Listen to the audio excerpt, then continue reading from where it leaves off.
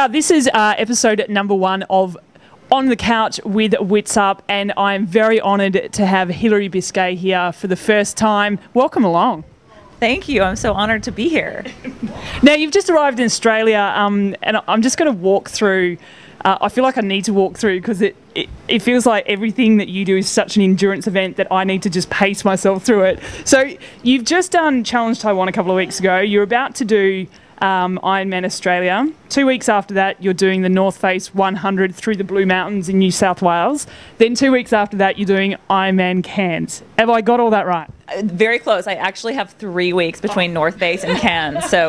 And I feel like 3 weeks will be right about bang on how long it will take me to get my bike legs back underneath me after that run, because those are usually the last thing to come around. My God. So tell me, why? Like, you obviously love Australia, you love coming here, you've got quite a few friends here as well. So was it Northface that brought you here, and then you thought, oh, I'll throw in a few Ironmans or Iron distances along the way? Why are you doing it? Well, I think I got to blame it all on one of the athletes that I coach, Julie Shelley, who most recently just won the Ultraman Florida. And in my mind, as her coach, I kind of thought that we would revamp the next few months of her sort of race plan, because she had kind of thrown in Ultraman at the last minute and now is looking to race the Hawaii race in the fall. And so I had assumed that, and then when I checked back in with her about it, she says, oh no, of course I'm still going to do Port, I'm still going to do Northface 100K. So she had entered these 2 races, and I thought, well, that's nuts. And then I thought, why don't I go join her? That was kind of like exactly how it happened. It was really all her fault. And then I thought, as long as I'm going over there, I may as well also tack on Cairns, because why wouldn't you? Like, When in Australia. Right. I mean, if I could squeeze 3 races into 5 weeks, then that's awesome. And I have an excuse to go to Australia. Win, win, win. Sign me up.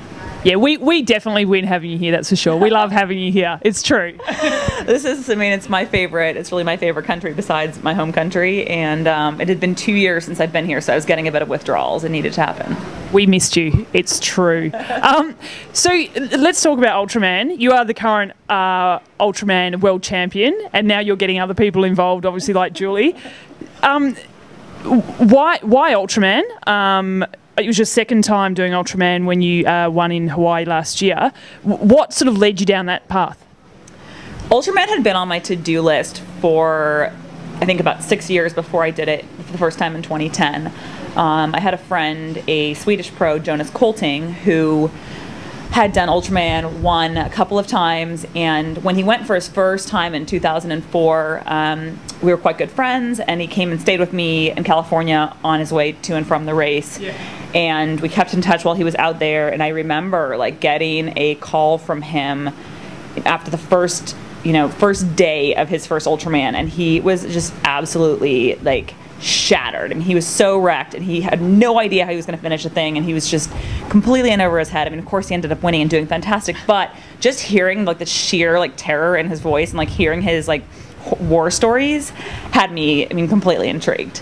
So basically it had been on my to-do list since then. And in 2010 I spent the summer training in Hawaii and just felt like I've got to do it now. I just couldn't wait any longer, and so that was how that all started. I love it. The sheer terror in his voice made me want to do it. It's brilliant. Why not? It's kind of like watching a horror movie. Like, why do we do it to ourselves? Because I don't know. Is it the rush? Like, you like the rush of watching a horror movie, even though we know it's scaring the crap out of us.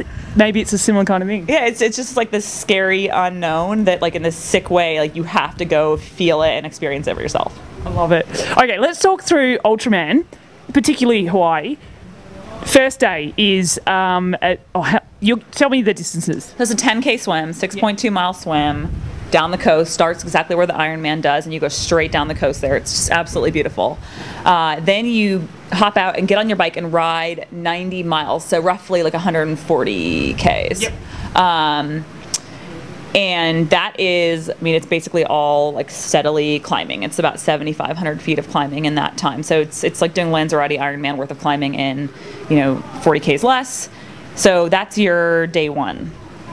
And this is when he rang you and he's like, I'm done. Yeah, he was like, oh my God, how am I going to finish this thing? Yeah. Right. So day two. So day two is a 170 mile bike ride. So that would be roughly 280 Ks. Yep. I'm taking your word for that. Yeah. I don't. So basically the race takes you all around. You circumnavigate the big island of Hawaii. So you hop on your bike out at the volcano, which is where you've ridden to on day one, and you ride like through Hilo. You do kind of a loop around Hilo and then go all around the backside of the island, which is absolutely stunning. It's like this lush rainforesty terrain, which is so different than what we're used to on the other side for the Ironman. Ride along there, up over the Kohala Mountains, and then you drop down into Hawaii, which is where the bike course turnaround is, the Ironman, and it's basically right there that you finish day 2. And so day 2 typically for me is about 8.5 hours in the saddle. Yeah. Okay. Day 3. Day 3, you jump onto the Hawaii Ironman bike course and start right there by the turnaround and run back to Kona. I mean, it's straight down the Queen K, just the way that you ride in the race. On the highway, lava on both sides, running on the shoulder of that highway, just like straight to home. And it's exactly a double marathon, that part. So 52.4 miles or 84.4 Ks.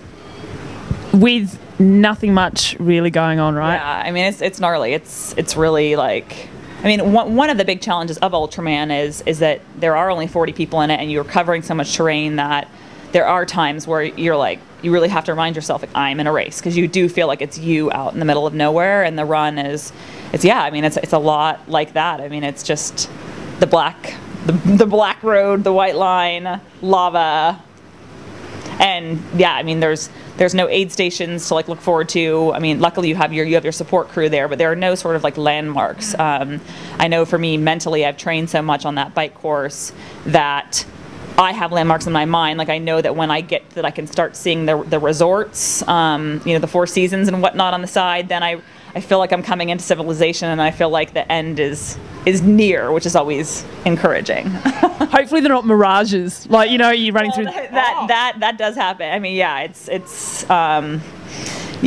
said that there have been times where I haven't, have not really known sort of what's going on and what's out there. Wow. Yeah. Just going to pause for 1 second. Yep, we're good.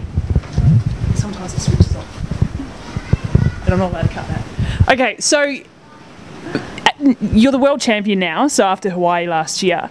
Was that your goal going into it, that that you wanted to become the world champion? Was that the number one thing? Because I know you'd already done one in the past. I mean, that was definitely one of it was sort of a title that I felt like I wouldn't be satisfied if I didn't add that to my resume at some point in time. Like, in that race, I felt like I kind of feel like I've made, the longer the better to a certain extent, and that I'm kind of like made for that race. And I've always had that in my mind, and I felt like I needed to win it. But at the same time, when it really came down to like executing over those 3 days, that was something that I had to like put out of my mind, even though that was like a big picture goal.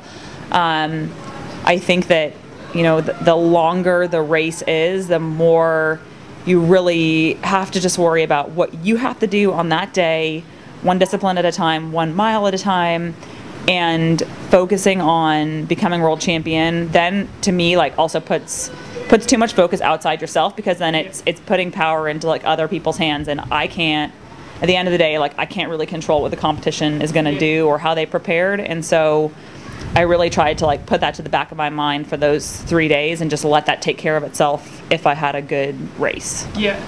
And you also coach quite a few people as well. Is that the kind of tips that you would give, say a first-time Ironman athlete as well?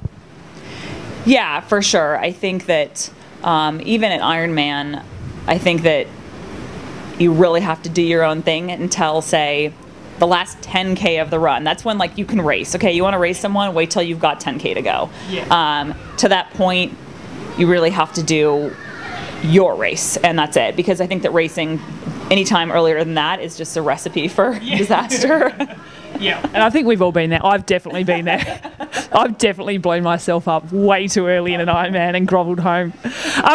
Now, I want to talk to you more about, we were discussing earlier, the craziness of some of the things that you do. And I say crazy in the nicest possible way, because just sitting here chatting to you, anyone who would met you on the street would say she's a very lovely, normal person.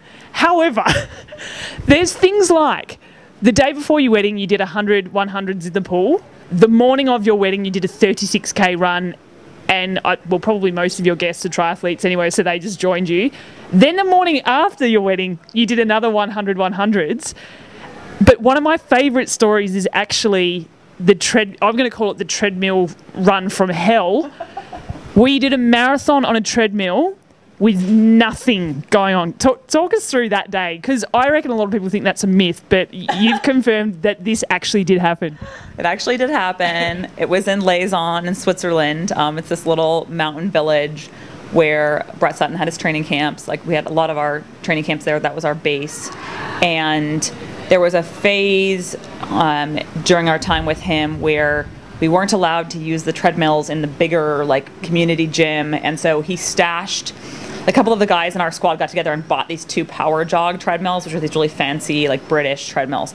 And he stashed them kind of in, like, the water closet, or like the heater room of the pool, because that was like a common area or whatever where they would be out of the way. So it was literally like a small brick corridor that had a door off of the indoor pool. And all of you anyone who's summoned an indoor pool knows how stuffy and like it is in there.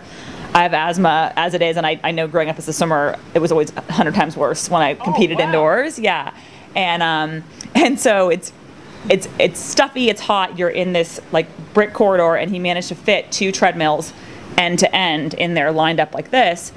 But like facing each other. Well, yeah, like they were actually not. So everyone's facing this one brick wall basically, but they're in 2 in a line. Gotcha, yeah. And I mean, I could reach out and touch one. So it was Sunday run day, and so whereas normally maybe on a weekday, a number of other people would have a treadmill session, and maybe there would have been people coming in and out for the other machine, or Brett would have been there watching. This was very much like solo mission. I remember Nicholas Spierig, future Olympic gold medalist, came in and did like 30 by 30 seconds on the other treadmill for some 30 minutes of my 320 on the treadmill.